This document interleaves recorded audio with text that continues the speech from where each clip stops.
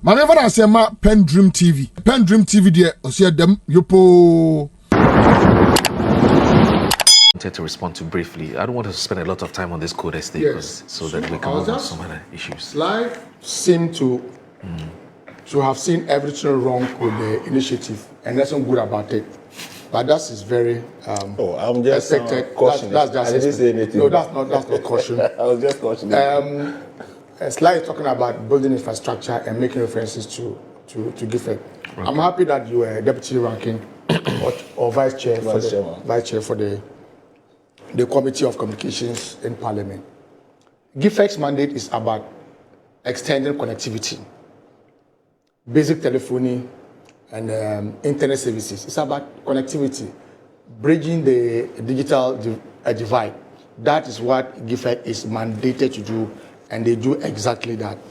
Now, what makes the difference between this training and what is done in our regular universities is that in our regular universities, nobody does coding as a course.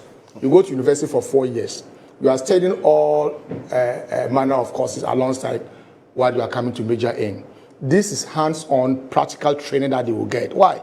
Why do you think that people finish IT in the universities and they still go and pay money to go and study at Kofi Annan for 3 months and 6 months? It's because they recognize that what they will get within that short period, they don't get that value of training in their universities. That's where the difference comes in. Now, Sly is talking about an exit plan. An exit plan. Obviously, there will be there is an exit plan. There will be internship. We just don't train you and let you go to be on your own. Of course, if you are fortunate to start your own business, I mean, so be it. But you'll be attached to people who are successful in undertaking jobs from multinationals. Now, we are talking, even I think I mentioned that, there's certification. If you go and study IT even at University of Ghana or UCC or Ghana Telecom University, and you have a PhD in IT, once somebody has a one-man training from an international renowned institution like Google, no multinational would bypass him and give you a job. And so we are working with all these institutions for certification. They'll be part of the training content. They'll be part of the assessment. And ultimately, they'll be the ones to do the certification. That gives them international credence. These are some of the things that perhaps you don't know. We were in this country, NAPCO. You know how much was spent on NAPCO? What has been the benefit of NAPCO after it ended? No one attained any skill. 100,000 people were told were employed under NAPCO, and they were paid stipends 700 Ghana cedis a month. Most of them did nothing. They were home. These were party boys who received the stipends for nothing. My brother, I'm not sure Sly saw anything wrong with it. But coming to empower young people with skills, that will make them more functional. Sly has a problem with it. It is estimated that about 50% of all jobs in this country and about 80% of jobs in the formal sector requires some set of IT skills. Okay. And so if government has an initiative to build the capacity of young people in IT, why should we have a problem with it? All right. I just pray that you will not be too partisan in your approach to some of these issues, especially that you have said on that committee. You are talking of Ghana having a lot of IT personnel. The training is different, the content is different. I'm telling you, people finish masters in IT and they still go to Kofi Annan to be trained for a month or two. Why do you think they do so? It's because of the content. And this time we are also going to partner with international reputable institutions like Google for certification. That comes with some additional credibility of the program. And so, Sly, we will not do like you did under NAPCO, where you virtually handed our taxpayers' money to party boys that yielded no benefit. That's not what we're coming to do under President Mahama. All right, so let's move far from that. Because otherwise, we will spend the whole day talking let me re-emphasize the fact that I've been please do this in a minute. I've been combing the internet to see if I will see the paperwork on this or the template under which they are doing this. It's not available. But I hope and I pray I'll share with me. Yeah. I'll be happy. But let me re-emphasize the fact that I've talked about the importance of ICT in every country's development. And I'll re-emphasize that point again. But let me also caution that you cannot tell me that what I've said, that today we are doing ICT training in second cycle institutions. The GIFEC you talk about, me, through GIFEC, I've been able to set up ICT labs in some basic schools in my constituency. Okay? So all these people, by the time they get to secondary school, they have some basic... Do you know I've worked at GIFEC for almost a decade, 10 years. I know. You can't know GIFEC more than I do. But I'm saying that I've worked there. What has that got to do with what I have used GIFEC to do in my constituency? I have told you what their mandate is. I'm coming. I have told you what their mandate is. I'm coming, please. I'm also aware. So what I'm telling you is that these 1 million coders, you cannot tell me that a graduate from University of Ghana in ICT, somebody who is picked from junior secondary school level or senior secondary school level or a trader on the street, you train for 3 months and it will be better placed than a graduate that has been trained. I've made mention of the huge human resource we've trained over the last 15 years in that space. What has become of all of them? But I'm coming. I didn't even know that coding is not an IT. It's not like training a typical IT thing. Please. So you forget about all the people have been trained. This is different. Please. And I'm telling you, You've been. Please. Do you get it? Please. There's a clear distinction between coding and IT. Please. You don't even get it. You see. Let me be honest with you. You see, we sit here. We'll come back to this studio on this matter again. And I'm saying that your defense is that these people train after 3 months. Yes. Somebody who has not had any stint of higher education in this thing can be trained in 3 months, certified by Google. Yes. And he can be hired to work. Yes. We're looking at the exit plan. He said you provide it. Yes. But let me, so is your question. Why don't you let me finish? I just want to show of what your concern is. Let me finish. Are you worried about an exit plan? Or you think that it's not a feasible project? I am coming. Let me know exactly what your problem is. To you. Let me know exactly what your problem is. To you. Yes. The fact that people come, you can get 10 million people to come for your training. But to what end is what I'm saying. And I'm making the point that we've had a lot of IT professionals. So I made a reference that, look, if you say that the 3 months training is tailor-made training, and therefore in your plan, there are jobs for them better than people who have been trained at the universities over the last 15 years. We have them available. So, okay, if I were you have graduates, you spend the state resources to train for 4 years, but their training is not tailor-made. So if you train them for 3 months between the graduates and then a non-graduate, or SS leaver or JHS leaver, that you are going to train for 3 months, which of these two you have the benefit from? So I've made mention also of that spending the resources in building an ICT infrastructure to aid people who have been trained already is a prioritization of the resource. That is why I said that I'll hasten slowly until I see the source document on this whole thing. But I'm only cautioning, based on what I've heard and what they have said from the ministry, that when they open the portal, everybody trooped in the portal. You talked about NAPCO. Today, some NAPCO trainees are custom officers, are police officers, are working in various institutions. By the time we exited NAPCO, please, I'm coming. You've landed exactly what I wanted you to say. But you said, so are you saying that without NAPCO, people would have been recruited into Ghana Police Service? Please, my brother. Or Ghana Immigration Service? Please, you see, you are jumping the gun. When somebody is speaking, allow me to finish. There are people who had been hired into private, because the essence of NAPCO is to get on-job experience. Because one of the things people put out there, that when you are a graduate and you are applying for a job, they say bring 3 years experience, bring 2 years, bring 1 year, bring 5 years experience. And it's been a concern of graduates in this country. So the person finishes his national service, he's home.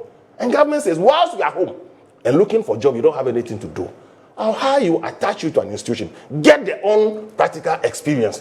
When the institution finds you wealthy, they will hire you than to advertise. And by the time we finish, over 40% of the NAPO. Oh, there's no evidence. Please, please. There's no evidence to that. Please. This 40% you just mentioned. Please. Where is the evidence? But when you sit here and you say, you make a categorical statement like this, look, I'm aware of some of our colleagues from the NDC. You critique 1 million coders and want to defend NPP. Please. That was a waste of resources. I can't believe this. Moro, we are here. I've sound the caution. Okay, let's move on. I'll pick the document. I'll analyze the document. Okay. And we'll come back to this studio. No problem. 1 year down the lane, I've said that the hasty launch of the program is needless. No problem. 1 year, I've been proven right. So I'm saying that, and we are still waiting for the 1 million people to be Let me add that. Let me add that. Yes. University graduates who have been trained in IT in their universities are not excluded from taking part in the training. And so when you say we have IT graduates, I seem to suggest that they are not qualified to be part of the program. So the professors that is not true. No problem. Look, anybody. I see. Once you are 15 years and above, you are eligible for the program. I hear. I'm saying that slide. This is a national project. Put aside the partisanship. Come on board. Let us train the young people. Let us offering. You have seen caution.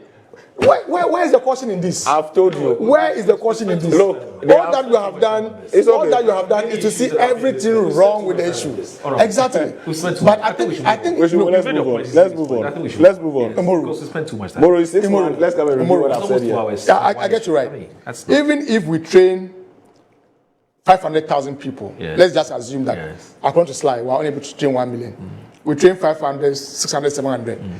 If 100,000 young people are able to find decent jobs out of this initiative, it's not worth it. What is the total? He's not confident that we'll find jobs. That's his problem. What is the total public service in this country? He said they will find the jobs. Right from 1957 up to date. Oh no, we don't get his point. Yes. He said no problem. You train them, but they won't find a job. That's well, that is what he thinks. He should be. He should be optimistic. Anyways, he should be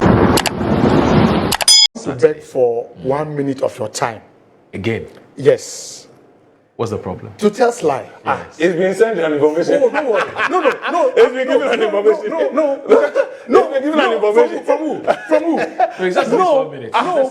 Moro. Take my phone. Oh, no. 1 minute. In 2024, the NPP and Dr. Mahmoud Bawumia copied that initiative of the 1 million coders. Is it NPP manifesto? Yes. Listen, I will tell you. Please. I'll come to that. Please. The thing that you are pooping this morning. You want to be the general secretary of the NPP. But you see, the new patriotic party in Ghana, especially through the flag bearer Dr. Mahmoud Bawumia, has pledged to train approximately 1 million young Ghanaians in coding and software application if elected in 2024. The initiative is part of a broader vision outlined in the NPP 2024 manifesto to build into a world-class digital economy and create 1 million high-tech digital jobs over the 4 years. The pledge aims to blah, blah, blah, blah. You know, we launched our manifesto before they did. We launched our manifesto first. You copied it. This thing that you are putting this morning, the NPP made that same pledge. So it's like, where are you now? So let me tell you. Moro. The same number. Oh, no, okay, no the problem. Same number, 1 million. Moro, let me tell you. Your flag bearer. We were in government. And what I'm espousing here this morning, go to University of Ghana. Reconcile your position. Please. That is what I'm telling you. Go ahead. That is what I'm telling you. What we were going to do. It is not what you are doing. And I'm telling you, because you don't have a source document on it. 1 year after launch of that program, you've not trained one person. That's what I'm telling you. We were in government. So please hold it. You ask me a question. Moro, let your reporters go to University of Ghana and go and see the cyber city infrastructure we have put there. We're going to do one in Tamale, one in Kumasi. I talked about the infrastructure. NPP was not just making the straight noise you are making today. That is why after 1 year, 8 months of launching of this program, you are still going around to look at infrastructure. We have told you, we have started University of Ghana. Please, let's move away from infrastructure. But what are you talking about? It's not feasible. They don't find a job. You made a similar promise. Plan. You don't have an exit plan. What they have in mind is what you don't understand. I think that it's only fair Please. Tell us how different is what you're doing. So that is why I told you. That is why I told you. We've done audits of our system, and we know the chunk of IT professionals who are not having jobs in this country. So the exit plan we are looking at to train that 1 million people. So it starts from identifying the job market and tailor-made training. So we have, please. My God. What is this? No. Let me tell you what they have in mind. What is this? You, after 8 months of launching the program, you've said here, please, it should stop the interjection. It should stop the interjection. Yes. So I'm saying that you already have a problem. You have institutions trading all over. So if you want to do tailor-made programs, and for people to get job and get benefit of what you are going to do, infrastructure is important. Okay. Because we are not going to train 1 million people to be a burden on government to employ them. Yes. So they should have skills well enough for them to be self-employed or get other opportunities that they'll be capable of doing. That is why I told you of the infrastructure. Okay. And I've referred you to University of Ghana. When you leave here, maybe you've not been there before, drive to University of Ghana, ask them of the ICT, cyber city that was built at University of Ghana. So you need the infrastructure first. We had already started the infrastructure. We won't launch a program after 8 months, sourcing where to train the people. So you cannot do it as we wanted to do it. So number one, look at the professionals. Tailor-made train them to meet the standards to get jobs even outside this country. It's part of the program. But what they are doing here, when they open the portal, anybody, as he has said here, can apply. And I'm cautioning that if anybody applies, he made mention of POP people, tilers, as artisanal training. If everybody applies to be a coder, you train them for 3 months. They will not retain the needed results that you are looking for. So I talked about SHS graduates who had already had stints with ICT training in their schools. You can put them on the program. They already have the basics. So when you put them on the program, obviously it's better than somebody who had not had it at all and training him after 3 months. You're going to have the problem. Okay. So this is what I'm saying. Then you sit here and you say, who qualifies to be trained under the Codex program? So anybody. I am really confused about what slide is driving at. Because the program is whether the program is not feasible, exit plan, or the mode of training. I don't even know exactly what. I made reference to all of them. You see, when you talk about infrastructure, you've made reference to a project at the University of Ghana and that you intended to do some internally. In fact, the one at the University of Ghana is still under construction. I was there last week. The Digital Youth Village, right?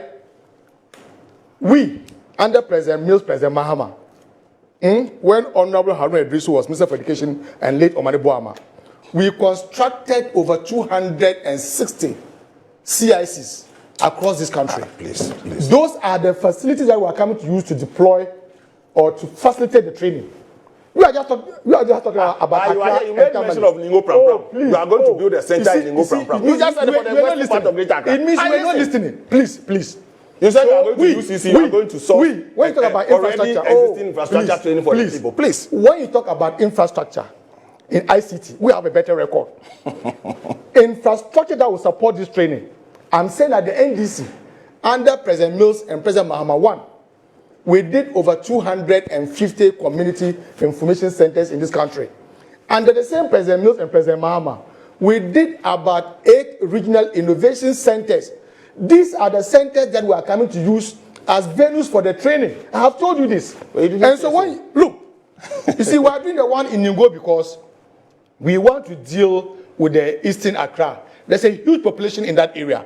Just don't look at Accra Digital Center and University of Ghana. Even for an applicant, a trainee, to leave Pram, Dewenya, and all the way to Accra, the cost of transport alone can be discouraging. So we are trying to make the training facilities as close to the people as possible. And so I have told you that we have a better record of putting in place an infrastructure. No, I have told you. You see, myself, I was very honest on that issue, that we should have trained 100,000 people this year. That we haven't done. But we have done a lot of work on the ground. And so when we start in 2026, I have told you that Huawei, Google, MTN, and Telecel are each doing 100,000 people. So government now has the responsibility to train 600,000 people. So when you say we should have been doing 250 for each year, we are even getting the numbers wrong.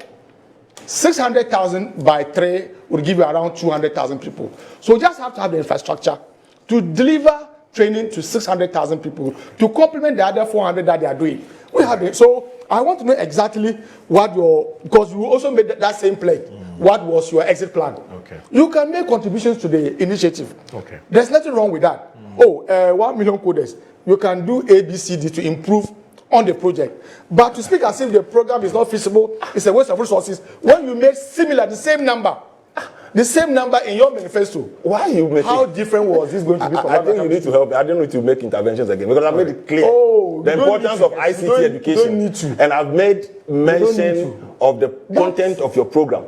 Please, you share the document with me, and I will expose the document before you. No problem. So you haven't seen the document Because the way you are speaking, and the way you are speaking, if this is the content of your document, because you are speaking from the experience of your document, and if this is the way you are speaking, if the way you are speaking, if the way you are speaking, you have read the document, then I can expose the document. How can you do? How can you do? Because you are speaking from the document. How can you do? You are speaking from the document. You are speaking from the document. And you promised 1 million coders this morning. You sit on Metro TV to poo-poo it.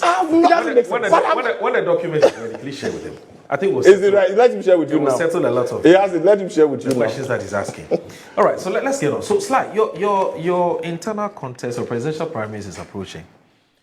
It's coming off on the 31st of January, and I think it's quite clear that things are heating up.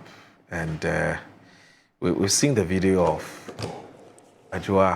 Sarah Joa Safo, I believe I got the full name correctly, and where she was raising some issues with her own personal fears if Kennedy Japan was elected the flag bearer of the NPP. Of course, there have been some other commentaries that have been made in the lead up to these elections, some of which we've discussed here on the show. I don't know what exactly is happening. I mean, the New Republic reports it, and this is how it captions it. It says, Ajua versus Ken, love lies, and the battle for MPP says so. And it says that factionalism deepens in MPP as former minister launches personal and political broadside against a leading flag-bearer contender. Sarah Joa Safo has launched a scathing attack on New Patriotic Party presidential hopeful Kennedy Japan, warning delegates, particularly women, against endorsing his candidacy ahead of the party's January 2026 flag-bearer elections. In a series of public statements and viral video clips, Safo accused the Japan, her former partner and father of her 2 children, of harboring deep-seated contempt for women, citing personal experiences of verbal abuse and public humiliation. Her intervention, while couched in personal grievance, signals a broader realignment within the MPP's fractured post-2024 opposition landscape. Safo's remarks delivered during a campaign event for Vice President Mahmoud Bawumia whom she now backs, were unusually direct. She recounted past episodes in which Japan allegedly insulted her character, questioning her loyalty to the party, and derided her family background. If he can speak this way about the mother of his children, she told delegates, imagine how he would treat women he has no ties with. The former minister warned that Japan's record of inflammatory rhetoric would be weaponized by the opposition NDC should he secure the MP nomination. They will replay every insult, including those against me, she said, and it will cost us dearly. Safo's endorsement of Bawumia is not without calculation. One seen as a rising star in the party's inner circle, her political fortunes waned following her controversial absenteeism from Parliament and Cabinet in 2022-2023. A re-emergence as a vocal Bawumia surrogate suggests a bit to rehabilitate her image and positioning herself for a future role, possibly as vice presidential contender. So Safo's public rebuke of Japan, one of the party's most combative and populist figures, risks deepening internal divisions, while her criticisms may resonate with segments of the party's base, particularly women and urban professionals. They also expose the fragility of the MP's post-Ekufuado coalition. Now, people like you, Sylvester Tete, I don't know why I keep saying Sylvester Mensah, Sylvester Tete, you have said it time and again that candidates who are aspiring, or not just candidates, but persons who are aligned to candidates who are aspiring for positions in the party must always be careful with their utterances, because you would need everybody on board to prosecute one agenda, which is to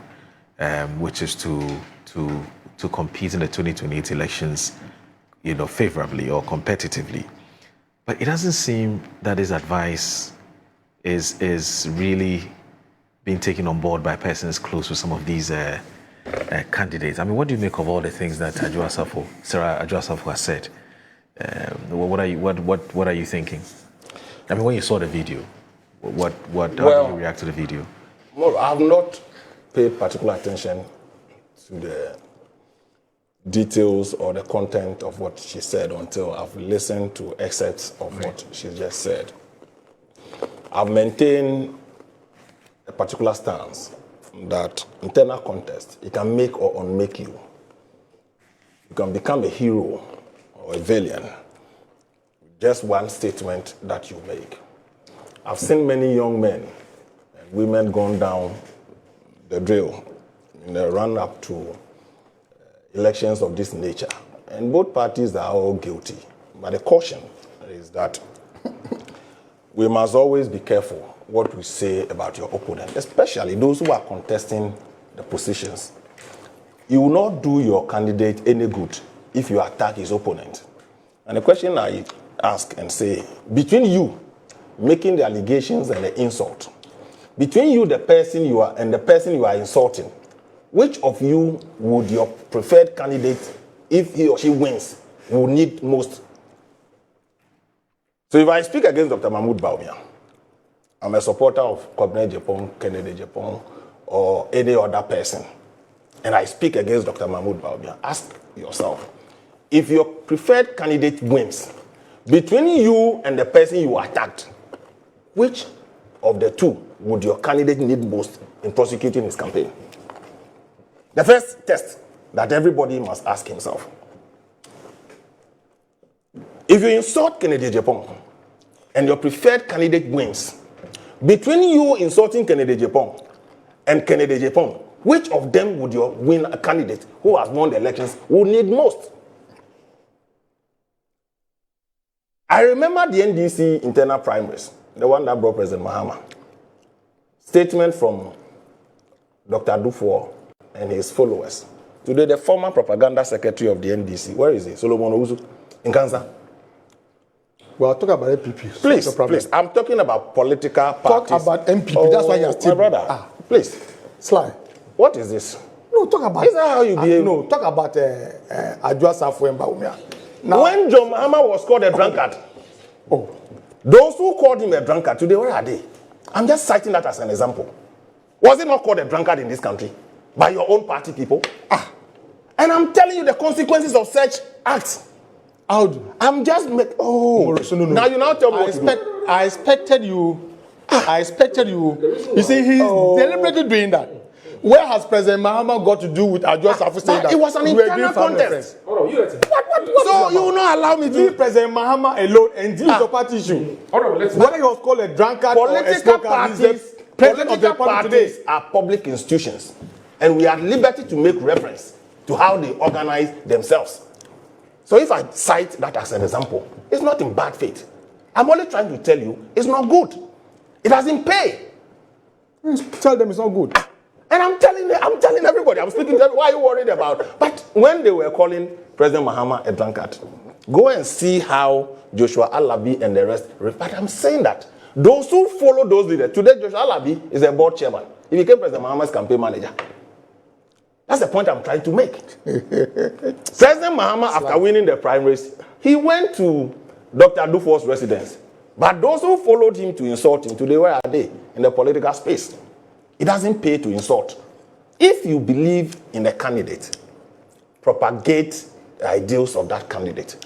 So don't make it look like this is new to the NPP. It is wrong from all the political sides. And I'm saying that it is very difficult. Today, Honorable Adjoa Safo is an adult in her constituency. Perhaps Dr. Mahmoud Bawumia is not even aware he's organizing the meeting of that nature. Just rope him unnecessarily into things like this. It doesn't pay. And I want to urge all of us, supporters of various political flag bearer aspirants, it doesn't pay to insult for your candidate. I've made a firm commitment that I'm not speaking publicly for any of them because of my unique position. But I can always caution. I support the NPP. Whoever the party will elect, over 230,000 people, whoever they will elect, I'll be committed. Look, I've led a candidate before in this party. When I supported Alan Chemantin, I've been everywhere with him. I've campaigned for him on various platforms. When Alan left, everybody knows my position. I campaigned for Dr. Mahmoud Bawumia. So it doesn't matter where you stand. Because you just have an individual vote.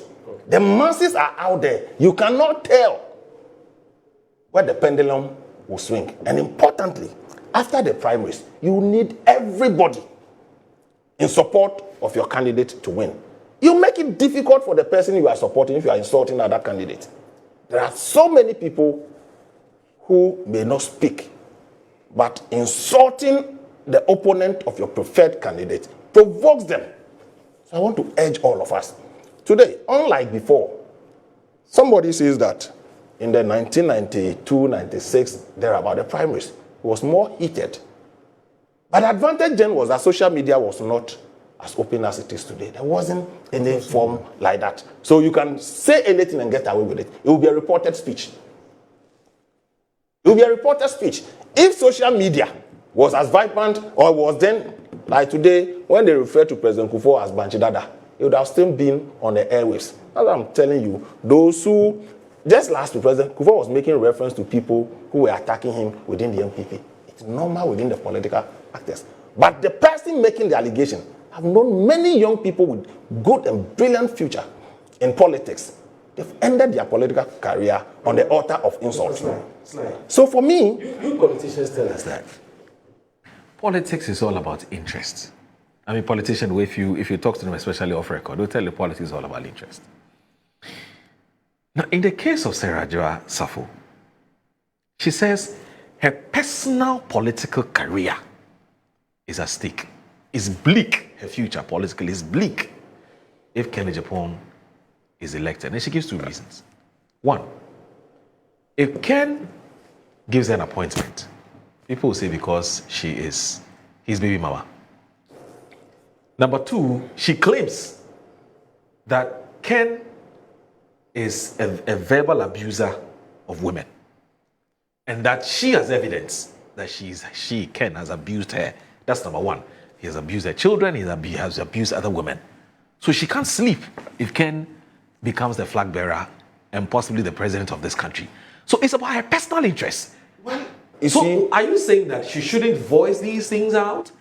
Or you're saying that the question, for the sake of unity, she should keep quiet? Remember that it's an internal contest. She's looking for reasons to make it unattractive. We'll have to take a break. But I'm not PENDREAM TV. Now, so far so good. Say open online portal e Ghana. Nipa share, nipa follow, nipa comment here.